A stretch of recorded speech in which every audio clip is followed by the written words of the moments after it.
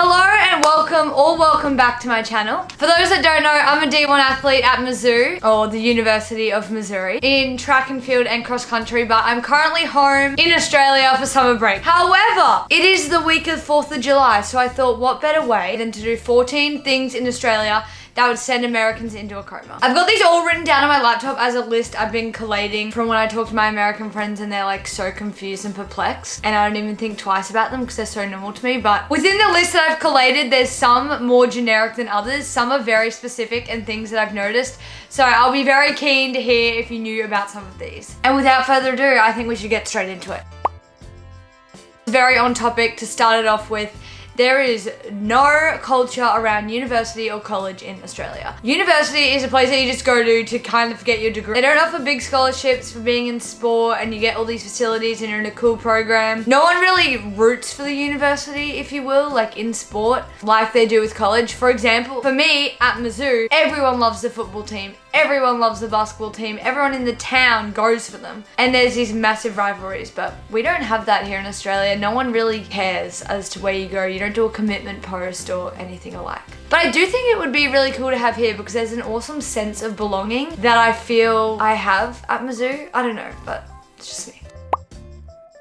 Okay, this one was random and I didn't even realize, but dual flush toilets. It's something that we have here in Australia to conserve water. So you have two options. You can either do like a full flush or a half flush. I had no idea that that wasn't a global thing, but I think it's really cool and I guess saves water.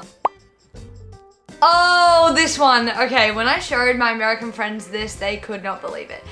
Every single school has a uniform. It doesn't matter if you're in primary school, high school, single sex, co-ed. I'm personally grateful that all through school I had one because I could not imagine trying to pick an outfit every single day. I'm the biggest outfit repeater, so that would be terrible. And the uniforms have very strict rules. For me, in high school, our dress had to be at our knees. We had to have a ribbon in. We had to have the school socks on. We would walk to school in this like Panama hat, and as soon as we got to school, it would go in our locker and then we'd put our other hat on, which was more of a bucket hat and like less formal. Oh, and in winter, you have a totally different uniform than we'd wear in summer. But that is very foreign to Americans. Number 4.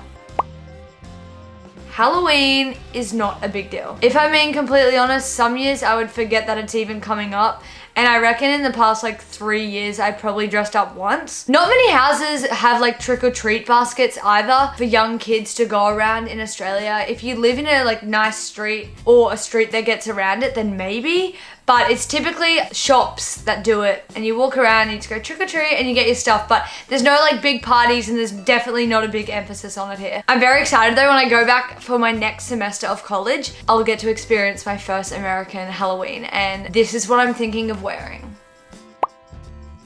We do not tip in Australia. Nowhere. Nobody tips. Not at a restaurant, not at a cafe. It's just not a thing. It is due to the fact that we have a much higher minimum wage in Australia than they do in America, so it sits around $20 an hour depending on what you're doing. I will say though, on weekends, you will expect to pay like 10 to 15% more because employees get paid more money on the weekend. So that's what they do at restaurants and cafes to like offset the cost. When I first got to America, I had no idea how much to tip. I'm pretty sure it's like 18%, 20% that you always do. But yeah, it's very nice to not have to see the cost and then have to add more cost to the bill after you order.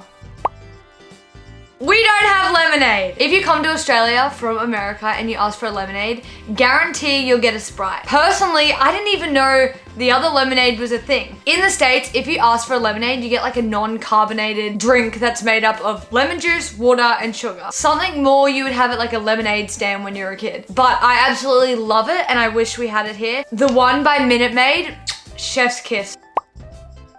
Next is the outlets. Outlets here in Australia, you have to plug the cord into the wall and switch it on and off. It doesn't work if you just pop it in. Essentially, it's just so that you don't accidentally plug it in and then get like electrocuted. I think the safety is great, but they don't have that in the States. You just plug the cord into the wall and then all of a sudden the electricity's working.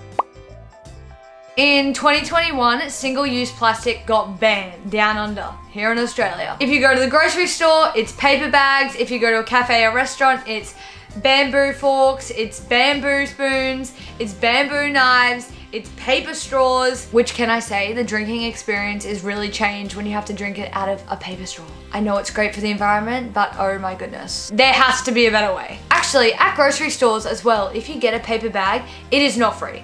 You have to pay 25 cents at the shopping center. I'm pretty sure with like frappe drinks and stuff, you can still have plastic lids and cups, but they have to be like biodegradable. Essentially, these laws came in to save the environment.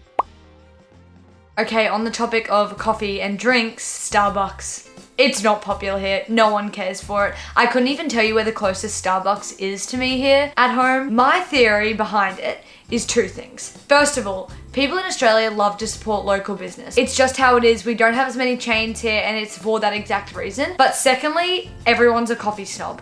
The coffee culture is huge. So Starbucks is just seen to be like a sugary drink with cream and syrups and just something that we don't get around very much. I'm pretty sure I read somewhere that Starbucks essentially failed in Australia. I do have to say though, I'm not a coffee fan myself. However, some of the shaken acai drinks, very, very good. Shout out to my American friends that put me onto that. I will say though, Starbucks drinks have rogue names like shaken espresso, turn around, touch the ground, jump up and down with a pump of extra syrup. Can we take a breath? And little side note, part of Starbucks business is that if you've been to Starbucks before, you probably realize they'll spell your name wrong.